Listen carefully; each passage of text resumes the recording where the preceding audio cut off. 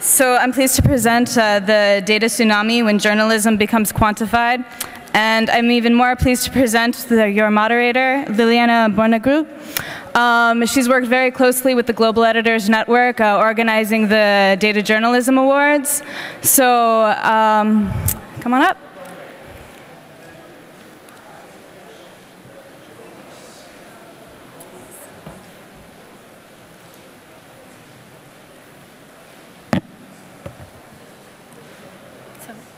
Hello, everyone.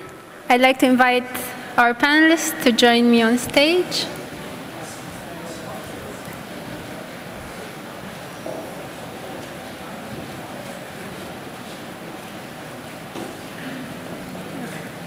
Yeah.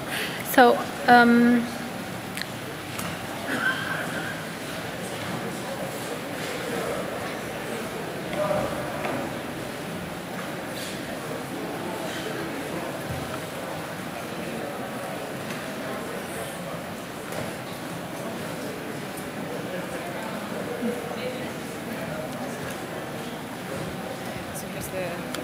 Great, thank you. So good? Yeah. Okay, we have everyone on stage now, so we can start. Hello, everyone, and welcome to this panel on data journalism. We have with us today an outstanding group of data journalism experts from all corners of the world. From right to left, we have John Daniszewski, Vice President and Senior Managing Editor for the Associated Press in the United States. We have Justin Arenstein, Director of the African News Innovation Challenge. Vasily Gatov, Head of the MediaLab at Novosti, and Joshua Hatch, Online Content Manager for the Sunlight Foundation in the United States. Before I hand over to our panelists, I would like to say a few words about what this session will cover and the structure of the session, because we don't have much time, so we're going to have to be a bit strict with time. So this year has seen the launch of the first edition of the Data Journalism Awards, and after this session we invite all of you to join us for the award ceremony, where we will find out who the winners were. This year has also seen the launch of the first free collaborative manual on data journalism, written by over 70 contributors from many news organizations around the world. We're also seeing more and more newsrooms experimenting with data journalism and starting data operations.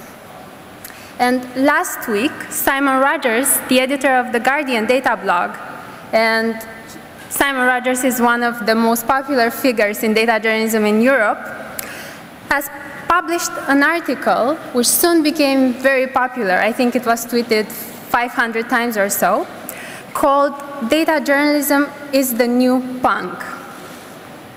So in this article, the article raises the question, can anyone do data journalism? And in this panel, we want to address the question, what is the recipe, or what are the recipes for doing good data journalism? And why should we care about it in the first place? The structure of the session is as follows. We have 5 minutes for each of the panelists to introduce themselves and give a short talk. We'll then take 20 minutes for discussion and leave the last 20 minutes. In the last 20 minutes, we'll give the floor to you, the audience, for questions. The order of the talks is the order in which you are listed on the program, so I guess we are starting with Joshua.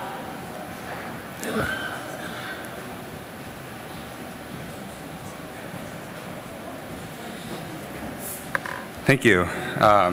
First, this is the most beautiful room I think I've ever been in, so this is quite impressive. Is my deck ready to go? My slideshow? Okay, great.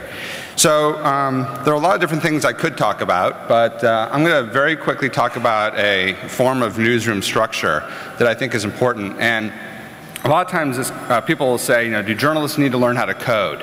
And the answer is yes, no, and maybe. It really depends on a number of different factors.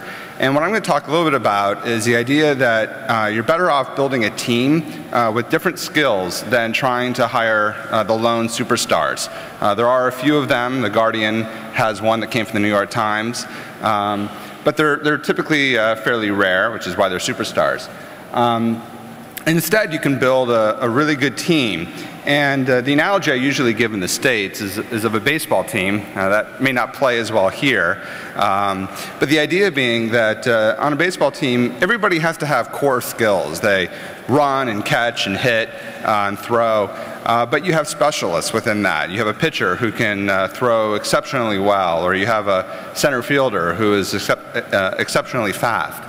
And I think the same thing applies here in the newsroom. So I did a sort of an informal survey looking at, let's see. Okay, here we go. Looking at the skills that you would find in a newsroom. Now, I don't expect you to be able to read any of the text on here. That's not so much the point. But what you'll see is on the left, you have skills that are very typical in a newspaper-type newsroom. Reporting and writing, maybe writing headlines, maybe some copy editing. And as you go across, you add some multimedia skills like taking photos, recording video, editing, that sort of thing. Maybe you have some graphics skills, illustration,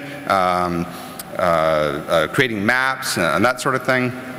Especially online, you have design skills. That could be interactive, could be JavaScript. You've got programming and a number of other things. And the point here is that usually what you would see is a fairly deep skill on the left-hand side, right-hand side, that side, and fairly narrow skills, if any, along the range. So this, here you have a pretty good reporter who's maybe learned a little bit of database skills and considers himself as a good strategic thinker. So I took sent the survey to some people. This person thinks very highly of themselves. They think they can do everything pretty well, but that's pretty atypical. Usually you end up with people like this. They think they're really good reporters, so-so multimedia, and really good strategic thinkers. Although I'll point out, if they had this many strategic thinkers, the industry wouldn't be in the shape it's in. So anyway, we'll go through this, and you'll see here a pattern come out of this. For the most part, you have typical reporting skills and not so much in the other areas. And this does seem to go on an eternally long time, but don't worry, you don't have to memorize all of this. We're almost done. But you can see the pattern that's going through here. So what do you get when you average all of these together? What's your average newsroom journalist look like? Well, if you're lucky, maybe something like this. Pretty good reporter, can write stories, maybe decent writing headlines, a good copy editor. And they start to get weaker and weaker as you get more on the multimedia skills. They can take photos, they've gone to some classes and know how to use a camera. But when it comes to shooting video or editing video, they're fairly so-so. Graphics, not so much. My sample was a little bit skewed towards designers. Some of these folks have the ability to code in HTML or no CSS, some database work. And like I said, I think they overestimate their strategic thinking skills. But this is what you might find in a newsroom. And you don't really want, however many you have in your newsroom, 20, 50, 100, you don't want 20 or 50, 100 of these people because you're going to get that kind of content out of them. Instead, what you want to do is have a foundation. Everybody shares a common foundation. And it might look something like this. Right? They're strong reporters. They have some kind of copy editing, headline writing kind of skills. And then they have an understanding, a basic foundation across the board. And this actually was brought up by a couple other previous speakers.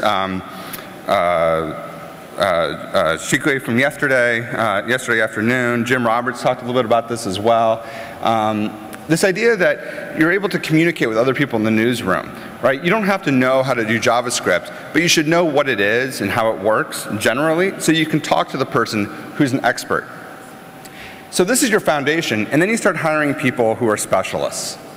All right, so maybe you hire your copy desk people, and they can write the really well-written SEO or sort of punning headlines and catch those copy editing errors to avoid mistakes.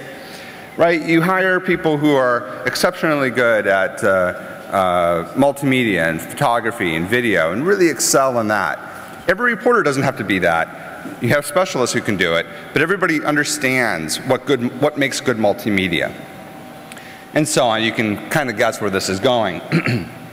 So you end up with a newsroom that's deep across the board by having a foundational layer and then filling in with specialists. And I think that's it.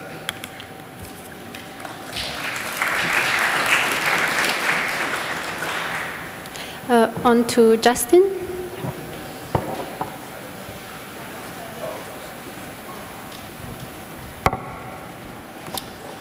Hi. So if you want to cue the next one, next presentation.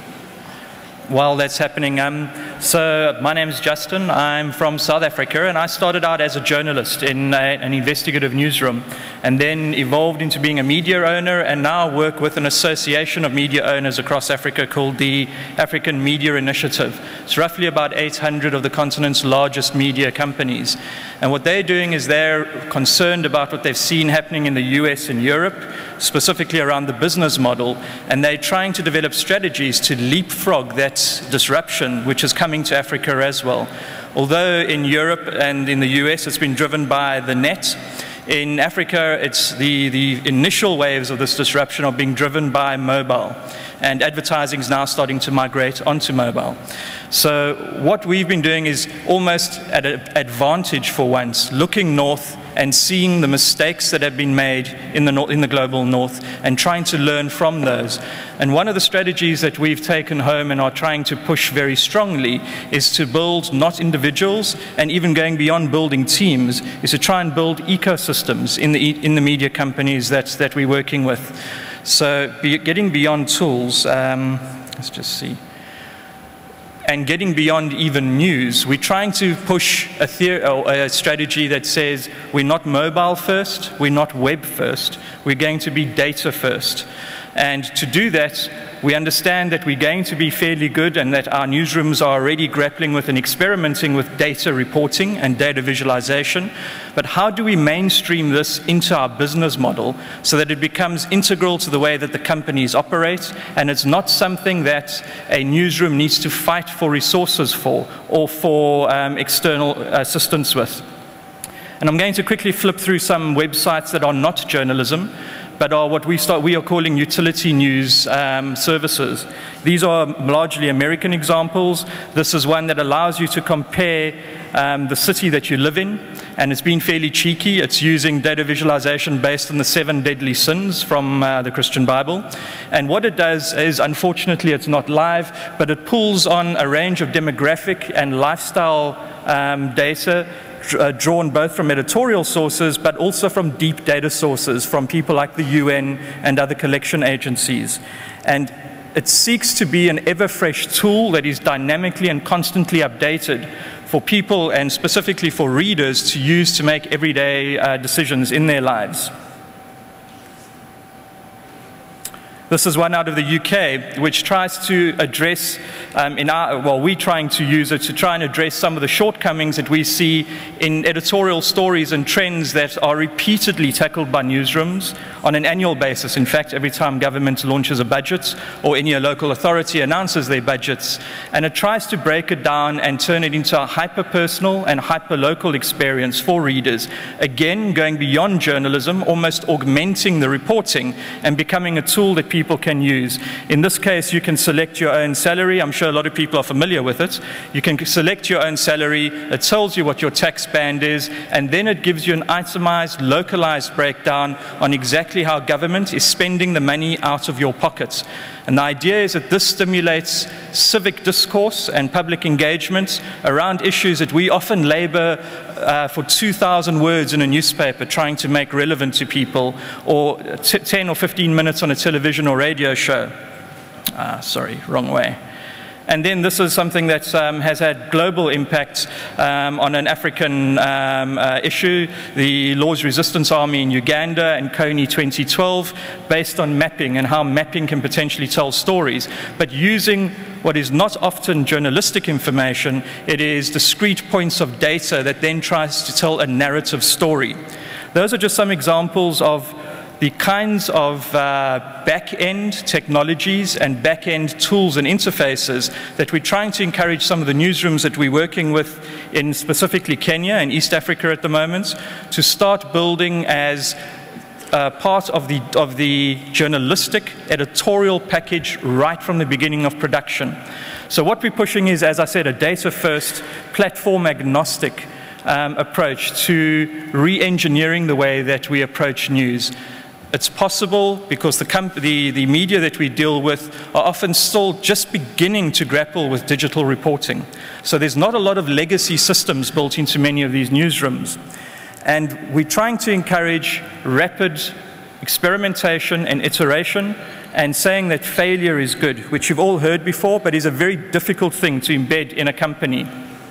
I'm not expecting you to be able to read that, but what we've done is we've tried to break down our strategy into core components with a series of both internal strategies in the media companies that we partner with, but also externally seeding data as well as digital experimentation into the wider media ecosystem. And this includes, for example, building a network of 20 hacks and hackers chapters across Africa, bringing together 3 different kinds of people: developers and coders, as well as web creatives and journalists, to reinvent the way that the media works. It's not an African innovation. It comes from California, but we're being far more structured in the way that we're rolling them out that we've seen elsewhere up in North America at least. We're also then doing intensive data boot camps, both in newsrooms, because we understand that transforming or creating a team even, or giving skills to single individuals, doesn't change an organization. So we're taking week-long boot camps into newsrooms when an entire newsroom goes through almost a crash course in using some of the more basic tools. And the idea, as Joshua said, was to teach people to be able to understand and speak the language, not necessarily be experts, so that at least they know what is possible and what they could strive towards, or what they could imagine within the stories that they're telling. And they followed with master classes as well.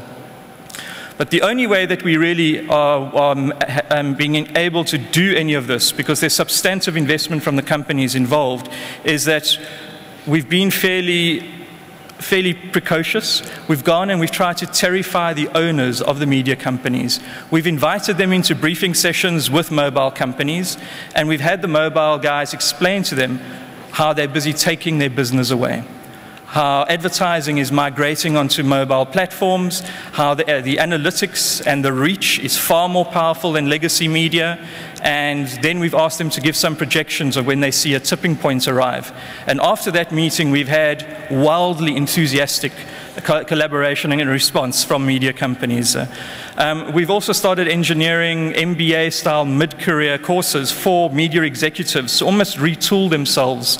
And we've pitched those on Ivy League kind of courses so that people don't feel like it's another crash course by another set of consultants. And then we're now starting to produce, in partnership with WAN IFRA, industry-grade market intelligence through research. So not case studies of basket cases out of Africa, but showing where the opportunities are and what the market movers are. And then I'm just going to quickly flip through these because we don't want to do, I don't want to spend too much detail and there's way too much writing on the slides.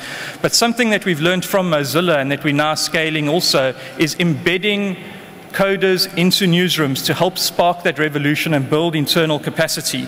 Many of the smaller newsrooms don't have development teams. So simply putting 1 or 2 data-savvy developers or programmers onto a news desk working with reporting teams helps break that mind lock or the bottleneck in many people's perceptions about this being impossible to achieve in a medium or small-sized newsroom. And those coders, the initiative was launched earlier this week. They spend 6 months in a newsroom, and again, Kenya is the laboratory for that. But the big initiative that we're doing to try and firstly find good ideas and then help those ideas evolve beyond just being ideas is replicating the Night News Challenge.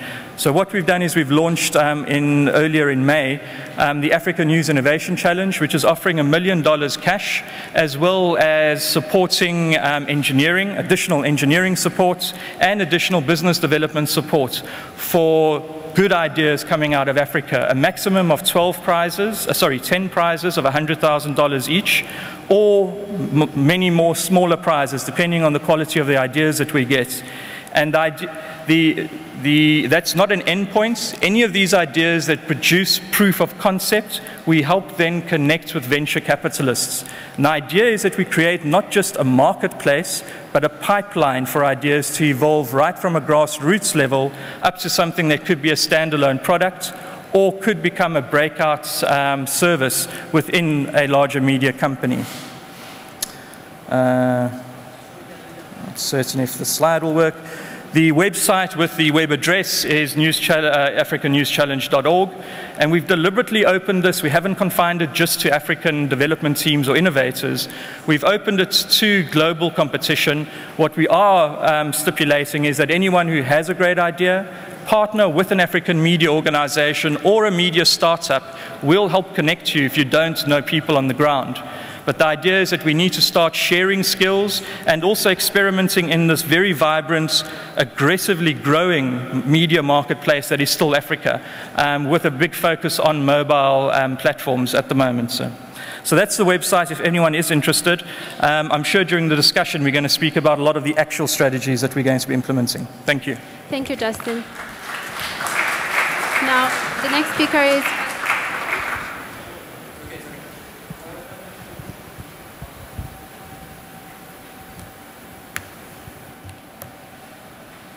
Can I have my presentation?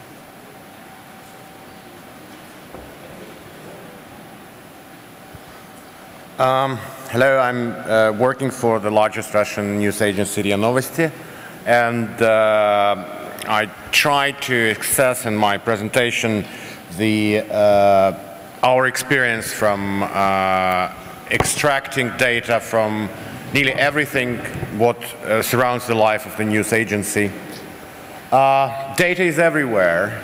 Everything is counted, number of readers, page views, words in articles, letters, money.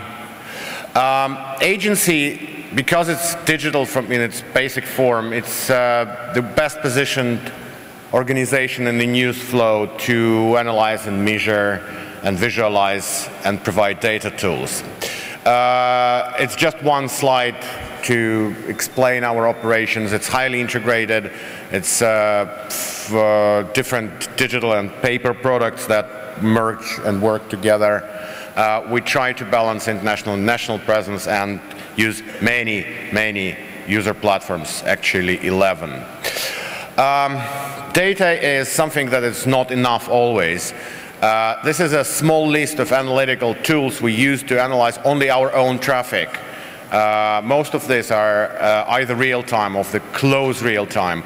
You haven't seen Chartbeat. It's mesmerizing to see how many people are at this given moment at your site reading stories, doing things.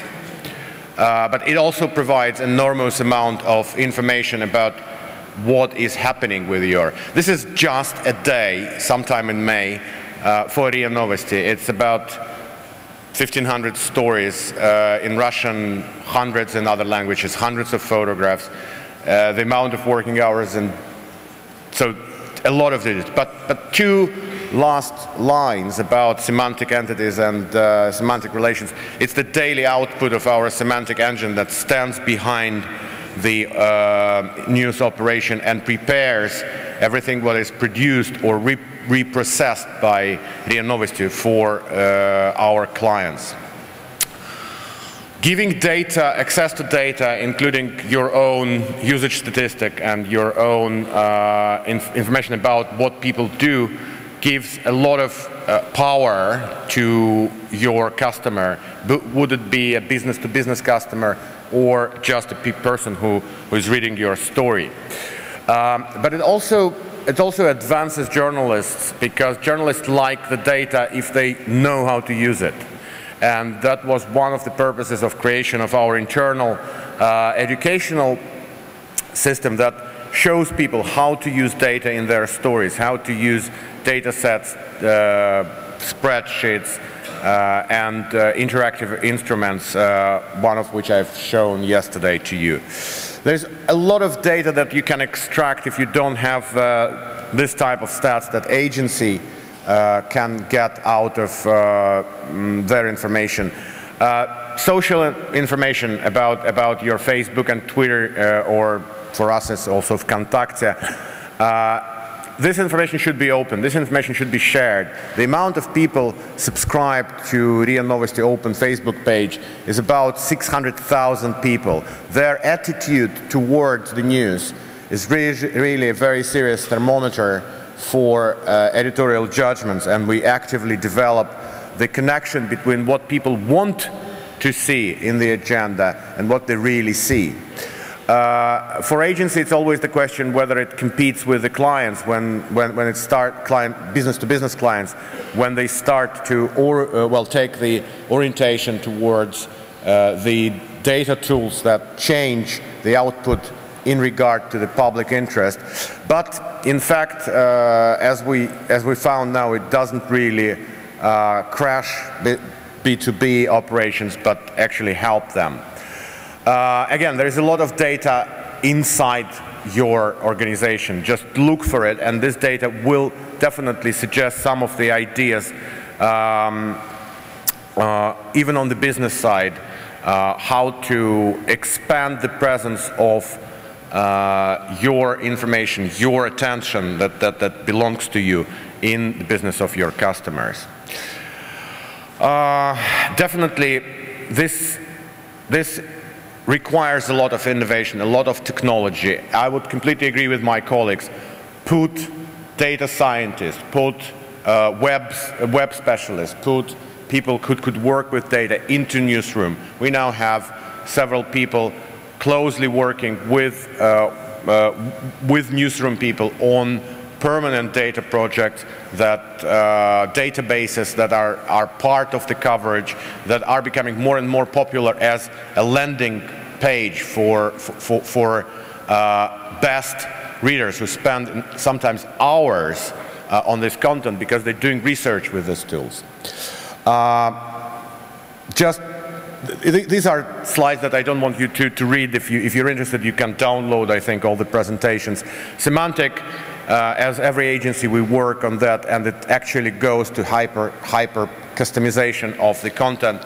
When you come to our page in a couple of months, you'll have the unique content created for you from the database that the agency makes. Well, that also works for the analysis of social networks and social attention, and that also is connected with our U-Reporter project, which is a bit similar to iReporter from CNN. It's crowd news gathering and crowd fact-checking. Actually, we mostly use it for fact-checking. It also works for our extension agencies like R Sports, that is about sports, RAPC is about legal and court information, and Digit is about gadgets and multimedia news. This nice newsroom is the last one we built. We don't think there is a future for big newsrooms, because big newsrooms of the future will be actually in the programming, in the software decisions that will allow people to work wherever they are with the feeling of the large newsroom, with collective, collaborative instruments based on the data of that they created while working in the newsroom now. It also requires a lot of reporting, analysis of your data. Social media produce a daily and weekly reports to editorial management about how people respond to the information posted on site and even on wires. We also make a research on virality. It started with YouTube. Now we find and try to track the virality of other types of content, including memes or, well, headlines that become sometimes memes. And definitely a lot of investment is going into user behavior analysis, and now it's a separate project based also on well, loads of data we collect about how people touch interfaces, for example, in our iPad applications. We'll be releasing this white paper in a few days. Well, the new forms that I've also presented yesterday, like interactive enhanced video or interactive graphics about which have sensor data from sensors that have been installed. You see the cameras around the garden ring that showed us how many people were present at the certain protest rally in Moscow.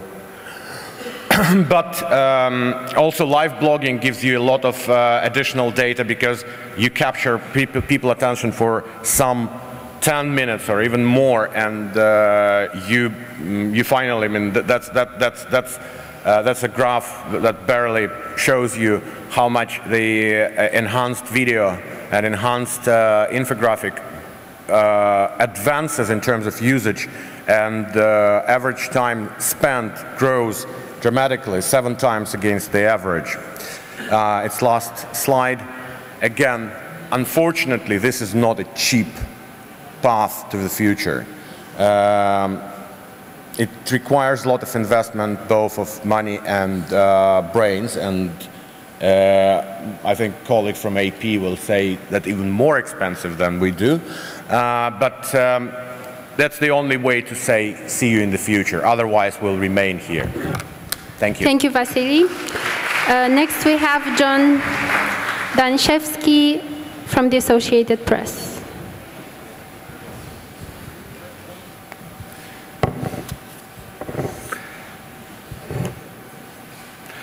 Well, good evening, or good afternoon. I'm very happy to be here, and I just want to tell you some of the examples of how AP is pushing its frontiers on data journalism.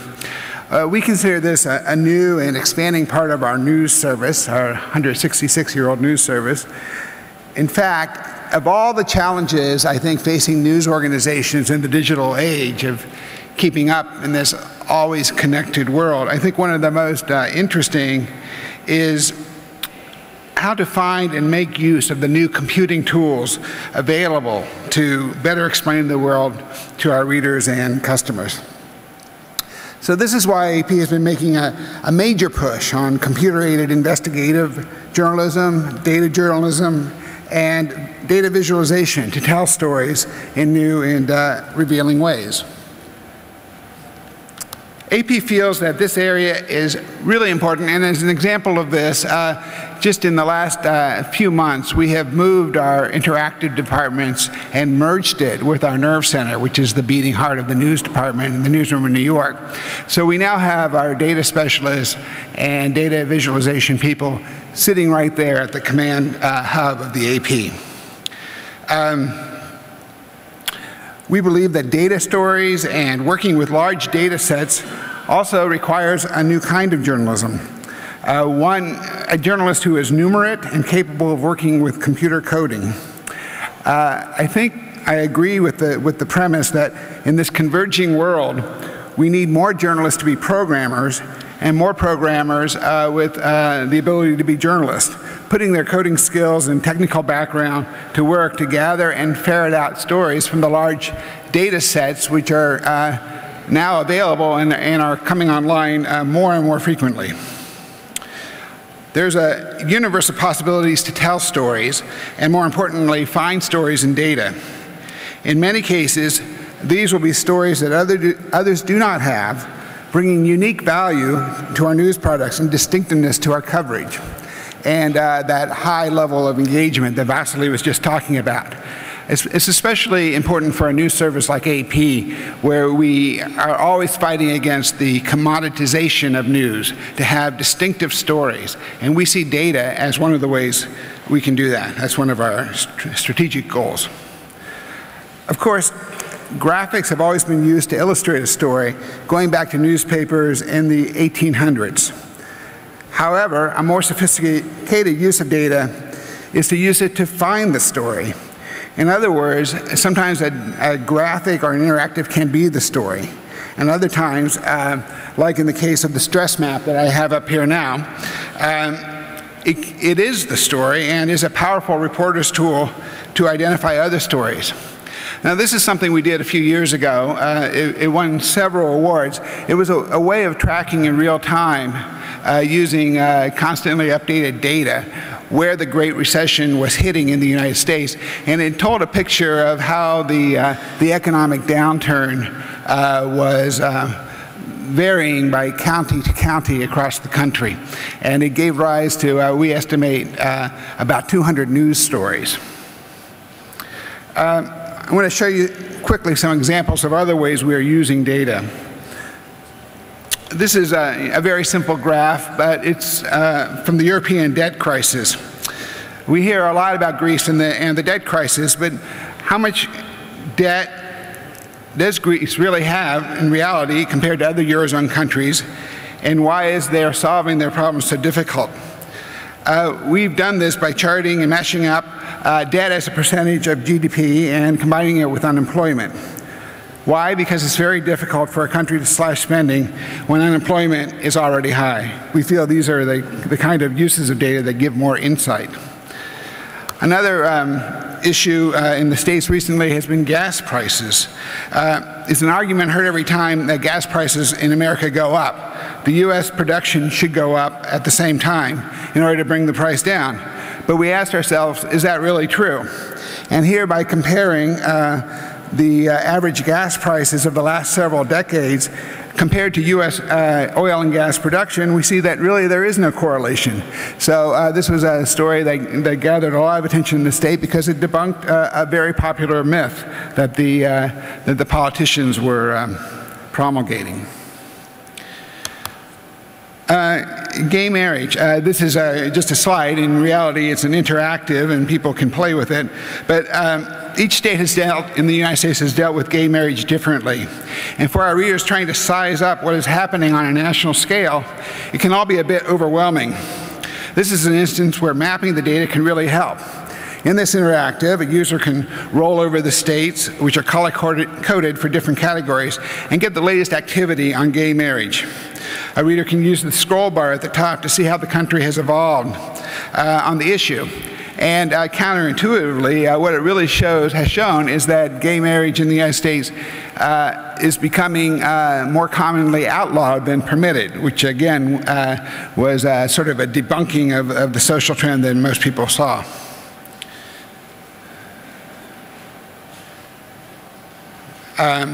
Immigration.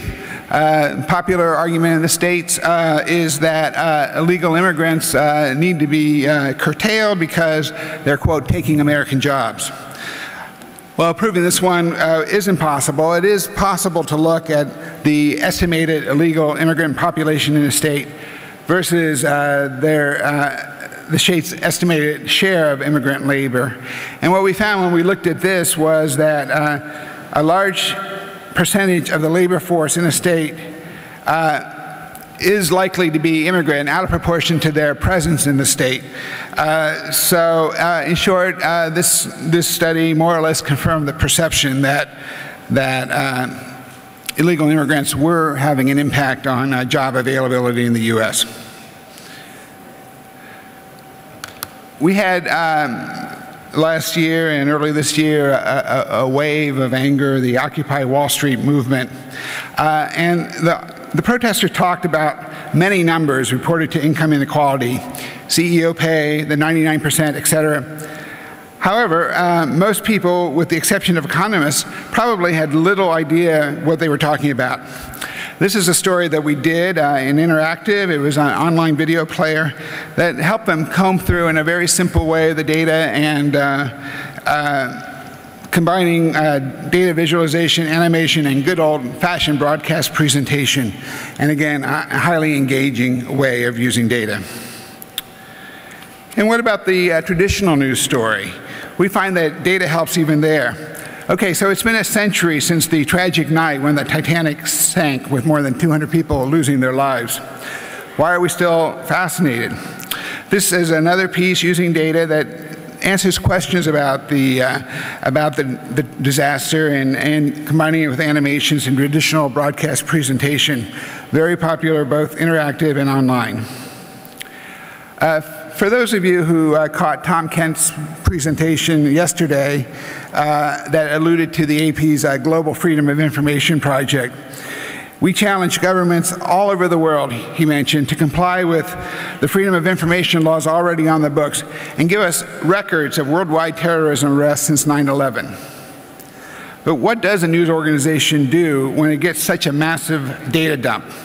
How does it quickly read and find the relevance in a large data set?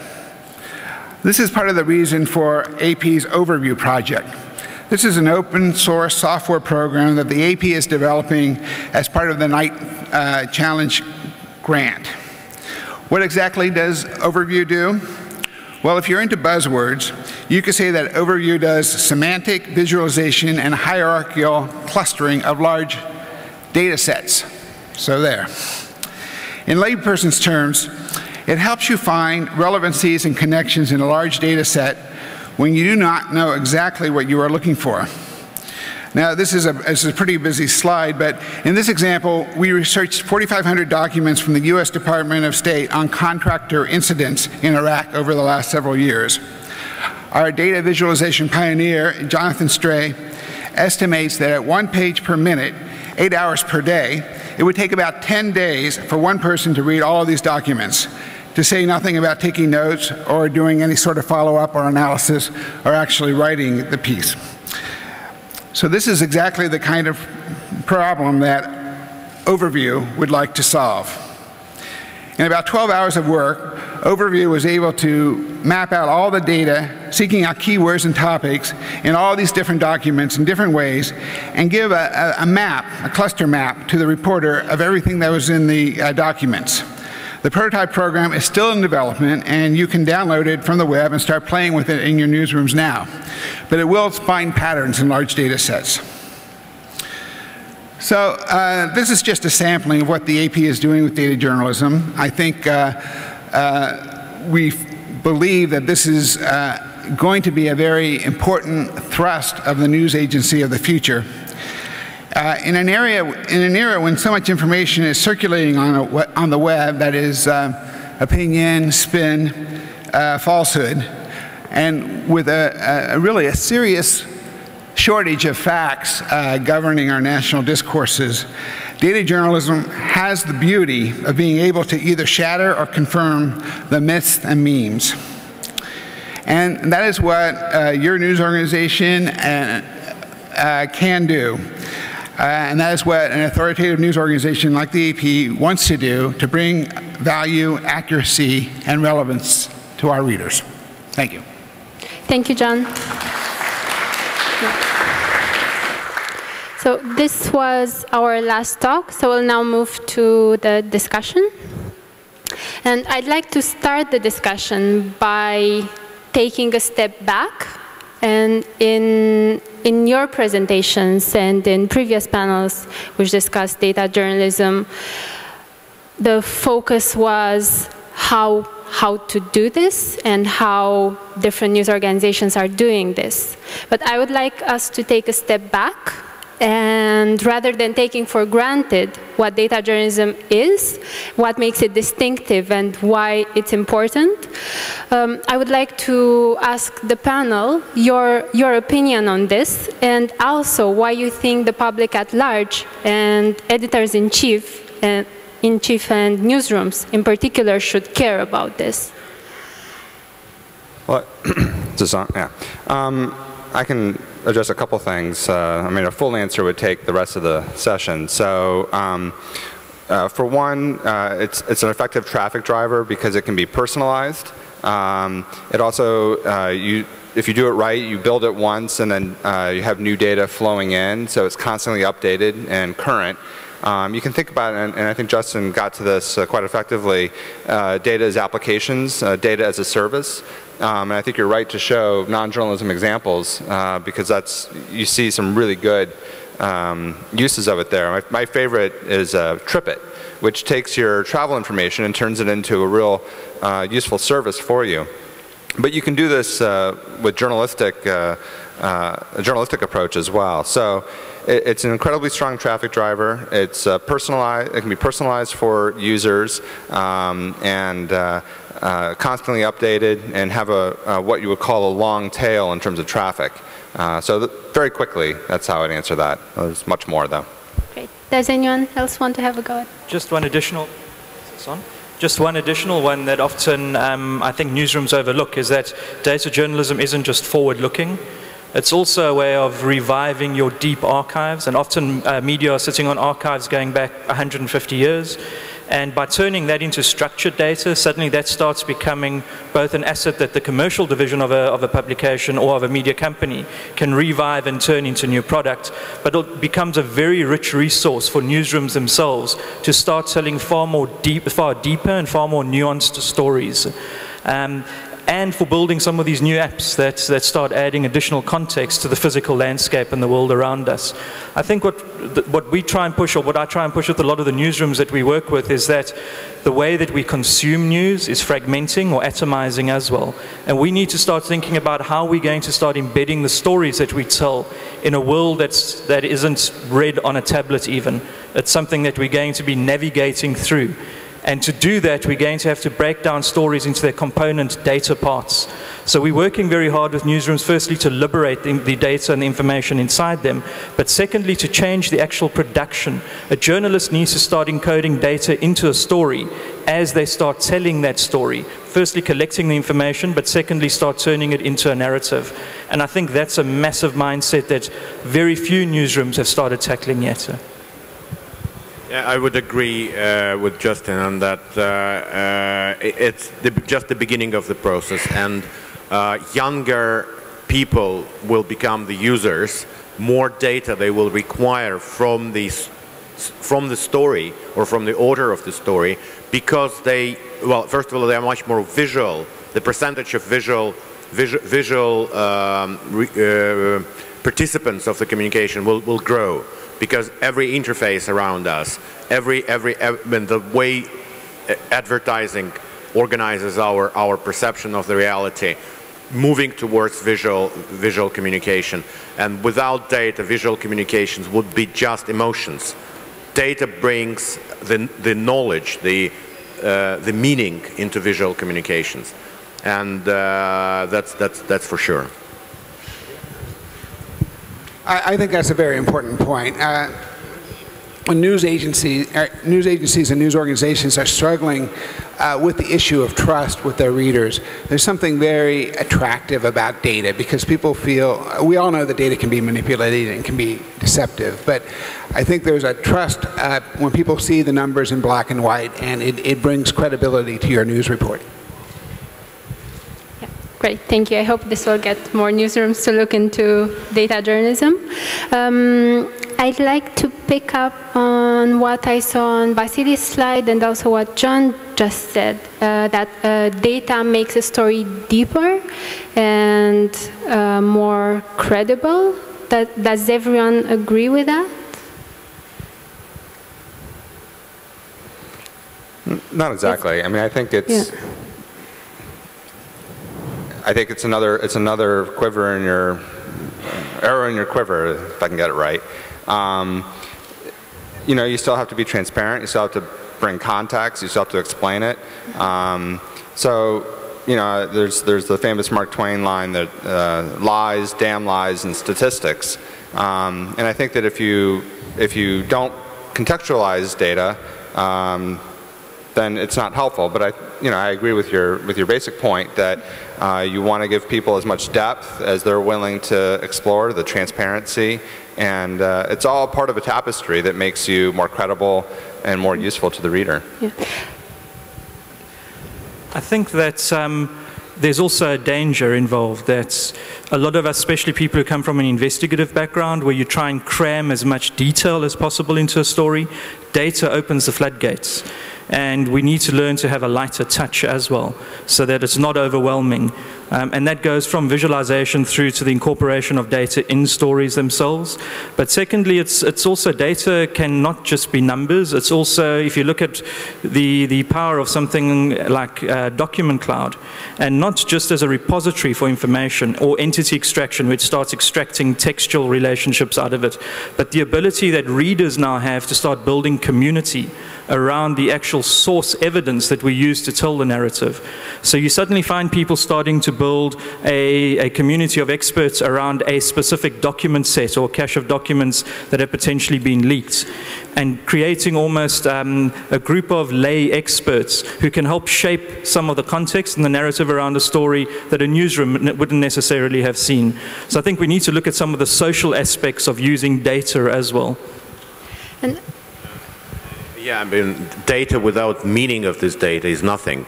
Data without story about this data is nothing.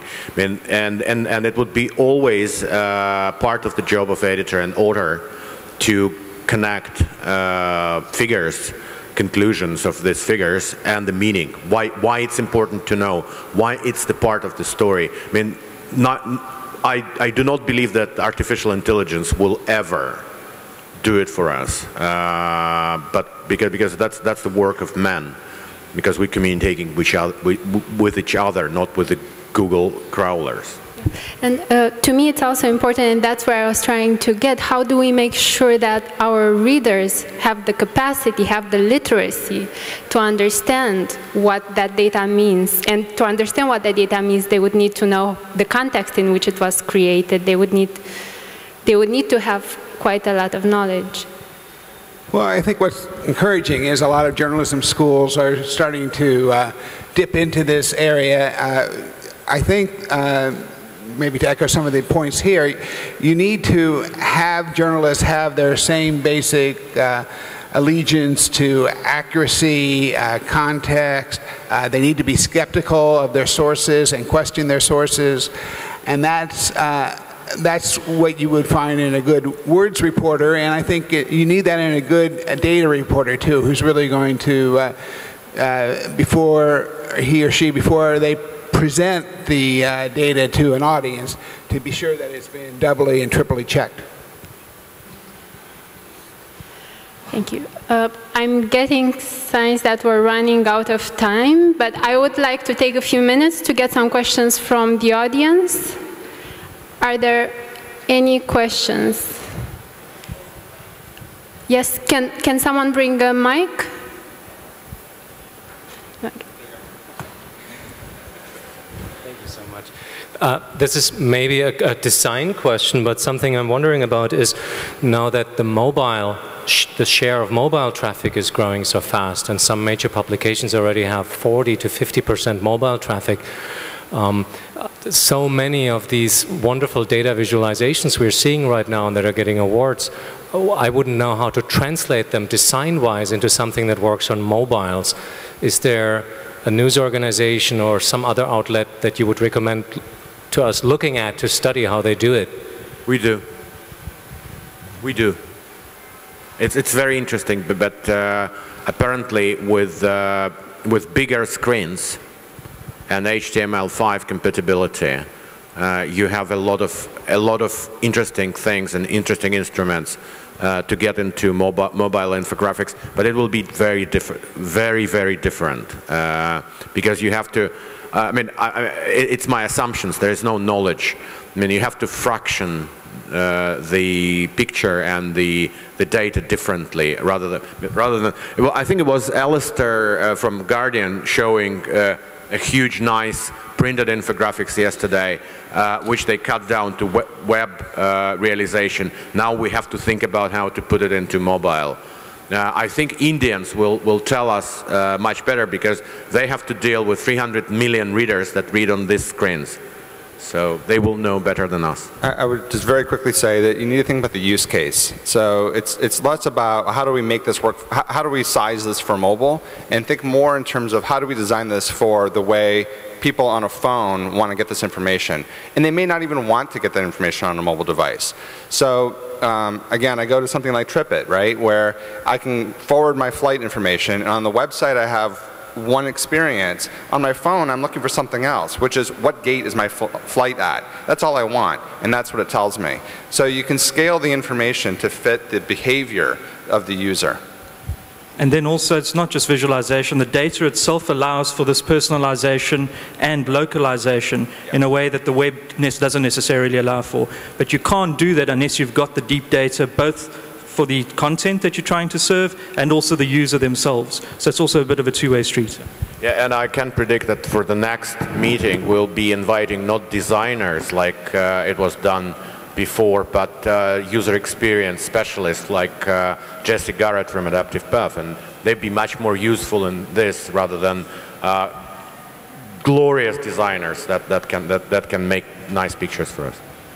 I'm afraid we have to stop here. I'm getting desperate signs from the organizers. I apologize that we have to have this session shorter. We need to make up for the delay that accumulated during the day.